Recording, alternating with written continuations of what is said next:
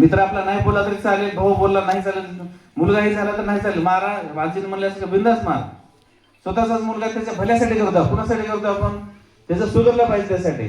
आणि काय झालेलं आहे, आपण चुकीचे प्रतिष्ठा प्राप्त झालेली आहे. पाहुणचार आला की गेले की त्याला दारू पाजवायची, मटण खाऊ घालायची, चुकीची परंपरा झाली, ती परंपरा कुठं मोडली पाहिजे. आणि एखादा काय करतो की कोणी त्याला बोलू नये, टोकू नये म्हणून घोटभर घेतो, अंगात आल्यासारखं 2-4 शिवाय देतो, म्हणजे पुढच्या टोकलं नाही पाहिजे, त्याला सगळंच कळतंय. मला सांग, असं कुणी आहे का दारू पिलाय सेन खाल्लाय, कुणी असं कधी झालंय का? कधी कधीच नाही. सगळंच कळतंय त्याला. फक्त सगळ्याला विनंती आहे, जर अंगात येत असेल कुणाला, एखादा पुढचं हरभरा असेल, पण सुरुवात स्वतःपासून करायची आहे. आपल्याला सुरुवात स्वतःपासून करायची आहे. पोलीस खात्यामध्ये मला 26 वर्ष नोकरी झाली. 26 वर्षामध्ये मी आणखी चहा पण पिलेला नाही, आणखी चहा पण पिलेला नाही 26 वर्षामध्ये. तर या माध्यमातून सगळ्याला सांगू इच्छितो की आपण स्वतःहून सुरुवात करायची, स्वतःला आत्मपरीक्षण करायचं. मी पितो का तंबाखू, बिडी, सिगरेट, दारू मी पितो का?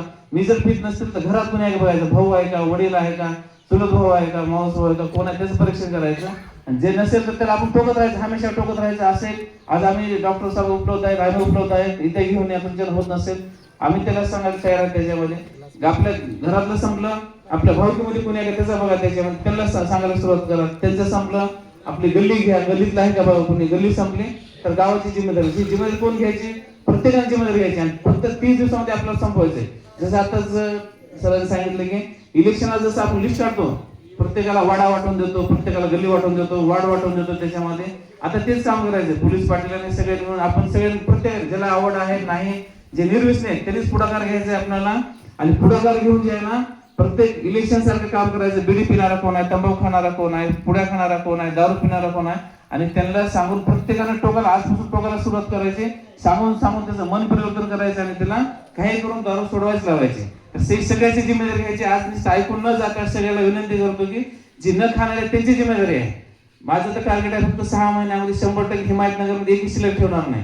आणि त्याच्या पुढे जाऊन सांगतो, जे तुम्ही प्रयत्न केला तर जे काही शिल्लक राहतील, पुढचं हरभरे 5-10 शिल्लक राहतील त्यांना घेऊन जातो. आता सरांनी सांगितलं मोठी वॉशिंग मशीन आहे, ऑटोमॅटिक वॉशिंग मशीन आहे माझ्याकडे. आता महिलांना माहित आहे वॉशिंग मशीन लावतो आपण ऍडव्हर्टाईज मोबाईलमध्ये. जुन्या वॉशिंग मशीन कशा होत्या, पहिले ते निरमा टाकायचं, कपडे टाकायचे, नंतर पिळायचं, वाळू घालायचं. तर माझी मशीन कशी ऑटोमॅटिक आहे, एकदा टाकलं कपडे इस्त्री करून बाहेर येतात बाहेर, त्याच्यानंतर आपण काय घालू शकतो आपण त्याच्यामध्ये. त्याची जे पुढच्या हरभरे तुमचे ते आयुष्यात कधी पिणार नाही, त्याची जिम्मेदारी माझी. परंतु तुमचंही काम आहे की तुमचं काम आहे की 90-95% तुम्ही संपवायचे. जे 5% राहिले त्याला सरळ करायची माझी जिम्मेदारी. नाही तुम्ही प्रत्येकाला फोन करतात, सर हे राहिला ते राहिला. सगळ्या विनंतीची 5%ची जिम्मेदारी मी घेतो, 95% तुम्ही जिम्मेदारी घ्यायची. एकही गाव शिल्लक ठेवायचं नाही, फक्त 30 दिवसात संपवायचं आपल्याला. आता बोलत बोलत आपले महाराज सांगितले, त्यांनी सांगितले की आपल्याला 2 वर्षात करायचं, 2 वर्षात नाही, फक्त 30 दिवस संपवायचं आपल्याला. चांगल्या कामाला उशीर लावायचं नाही. चांगल्या कामाला उशीर लावायचं ना, खात नाही म्हणून आवडत नाही, आवडत नाही खात नाही, ह्या गोष्टी पडायचं नाही आपल्याला. आजपासून सुरुवात करायची. फक्त 30 दिवस टार्गेट मध्ये एक शिल्लक ठेवायचं नाही. सगळ्याला नंबर दिलेला, जे विक्री करायचे त्यांचे सांगा, 2 दिवसात त्यांचा 100% बंदोबस्त होऊन जाईल.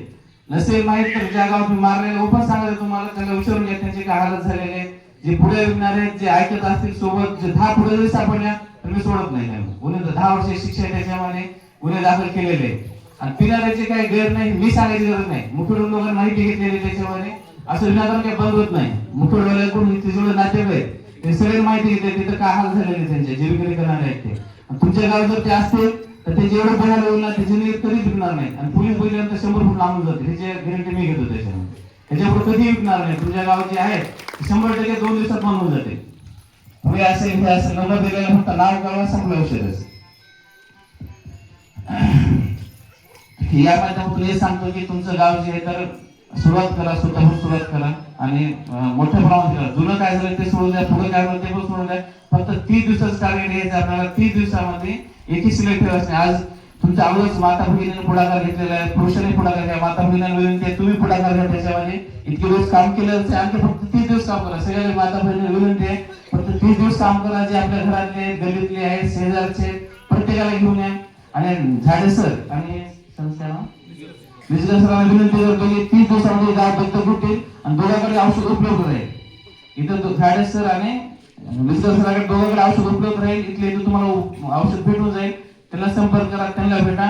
आणि औषधाविषयी कुठलीही मनात शंका बाळगू नका. पुन्हा शंका असेल तर आता सध्या सोबत 3 डॉक्टर उपलब्ध आहेत. डॉक्टरांना विचारा, आम्हाला विचारा. त्याच्यामध्ये सल्फर क्लोराईड औषध 5 दिवस घ्यायचं तुम्हाला, नंतर 15 दिवस घ्यायचं आणि परत 5 दिवस घ्यायचं.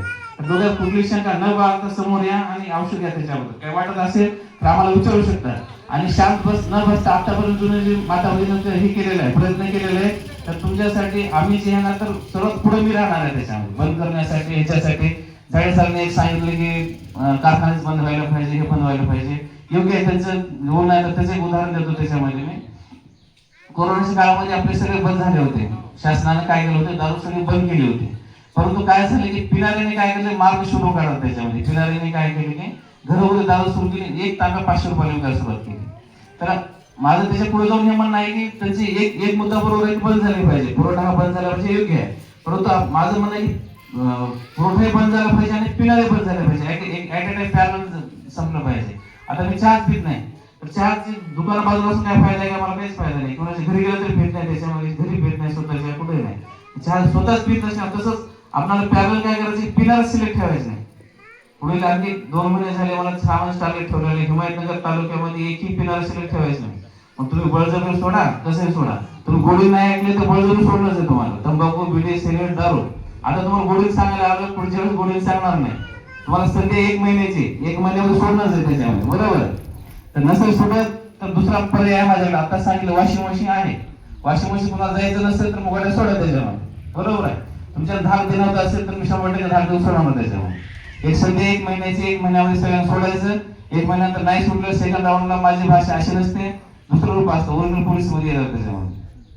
सध्या सांगतो आहे, हात जोडून विनंती करायला आलो, माध्यमातून औषध घेऊन आलो, तर त्याचा सगळ्यांनी लाभ घ्या आणि सगळ्यांनी सहकार्य करा. माता भगिनींना आणि सर्व ज्येष्ठ नागरिकांना, न पिणाऱ्यांना, राजकारणात सर्व प्रत्येकाला विनंती करतो की प्रत्येकाने सहभागी फक्त 30 दिवसामध्ये. आणि तुम्ही डिक्लेअर करायची सर आमच्या गावामध्ये आज जसं सांगू शकतो, माता भगिनी सांगितलं की आम्ही बंद केलेलं आहे, दुकान जे हटवलेलं आहे, त्याबद्दल पुन्हा सर्व गावकऱ्यांचं माता भगिनी खरंच अभिनंदन करतो की तुम्ही चळवळ आहे, जाणीव आहे तुम्हाला आणि तळमळीनं काम करताय. आणि त्याच्यापेक्षा जास्त तळमळीनं आज काम करा. आजपासून हे खरं आज किती तारीख आहे, आज 5 तारीख आहे.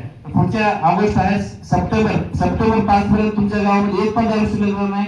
आज इथंच ठरवायचं, आपण इथून सुरुवात करू. त्याच्यामध्ये नसतो फोनवर बोला, उचलून घेऊन या. कुणी ऐकत नसेल आम्हाला सांगा, आणि तुमच्या पाठीमागे समोर उभा आहे. विक्री करणारे 100% बंद होते, 100%, एक पण ठेवणार नाही, त्याची काळजी करू नका. 2 दिवसात 100% बंद होऊन जातील ते. आणि सगळ्याला विनंती आहे की प्रत्येकाने ठरवा की मी कमीत कमी एकाची तरी सोडवणार दारू, एकाची पुढे सोडवणार, दारू सोडवणार, प्रत्येकाने ठरवा. आणि मोबाईलच्या व्यसनाबद्दल विनंती करतो की मोबाईल बद्दल, सायबर क्राईम बद्दल एक सांगू इच्छितो 2 शब्द. कुणी OTP सांगणार किंवा मोबाईलवर जे जंगली रमी येणं हे ना, सगळ्याला विनंती आहे खरंच की त्याला बंधन टाकून ठेवा. आता माझ्या भावाचं उदाहरण सांगतो, रात्री 8च्या नंतर तो फोनच उचलत नाही, फोन बाजूला ठेवून देतो आणि त्याच्या 8च्या नंतर फोन उचलत नाही. काही नियम पाळायला सुरुवात करा त्याच्यामध्ये. बघत किती वेळ चालला आपल्याला कुणालाच कळायला तयार नाही त्याच्यामध्ये, पण थोडे नियम जर पाळले आपण तर मोबाईल पासून सहज दूर शकतो. आणि कुठली OTP आली तर कुणी कृपया OTP कुणालाही सांगू नका. ह्याच्यामध्ये बरेच फ्रॉड होत आहेत, फसवणूक होत आहे त्याच्यामध्ये. त्याच्यानंतर जे अननोन लिंक आहे, लिंक ओपन करू का? तुम्हाला जर कोणी टाकली असेल तर ती ओपन करायची माहित नाही, ती लिंक कोणी ओपन करू नका. मोबाईल बरेचपर्यंत हॅक होऊ शकतो किंवा आपलं आजकाल प्रत्येकाला पेमेंट त्याच्यातून हे चाललंय. आणि OTP सर्वात सांगतो, कुठलीही बँक आपल्याला OTP विचारत नाही, तर कुणी OTP सांगू नका. सगळ्याला विनंती आहे, प्रत्येकाकडे मोबाईल आहे आज याच्यामध्ये आहे. आणि दारू बद्दल सांगतो की आज पण थोडं 30 दिवसामध्ये 100% आपण गावी समाप्त करू. जास्त वेळ नाही आपल्याकडे. सगळ्यांनी सांगितलं 2 वर्ष संपवायचं नाही, आपल्याला फक्त 30 दिवसात संपवायचे. तर सगळ्याला अपेक्षा व्यक्त करतो की सर्व गाव माता भगिनी सगळं सहकार्य करतील. एवढं बोलून माझे 2 शब्द संपवतो आणि आता औषध घेण्यास सुरुवात करू आपण. धन्यवाद.